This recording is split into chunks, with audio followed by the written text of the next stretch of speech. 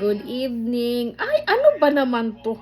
Kaluka talaga tong mga anak ko, no?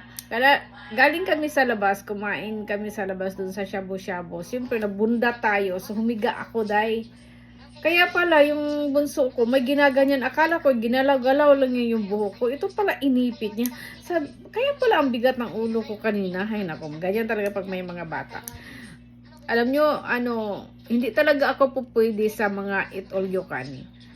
Yung 1 hour and 40 minutes na eat all you can or 1 hour and eat all you can. Hindi talaga ako po pwede sa mga ganyan dahil malugi ako sa binayad ko dahil din hindi talaga ako ganun kalakas kumain. Ano lang siya, tingin nyo lang ay mataba-taba ako pero hindi ako ganun kalakas kumain dahil bago yung buko. O hindi ako ganun kalakas kumain kaya sayang lang yung binayad natin.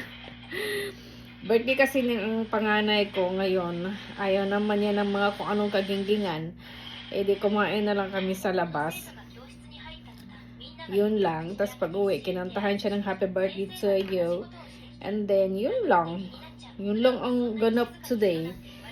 Yun lang day. Tapos umuwi na kami. Nagpa-reserve lang kami ng mga 5 ng hapon. Tapos, nagpunta kami doon. Antok na naman ako. Nagpunta kami doon.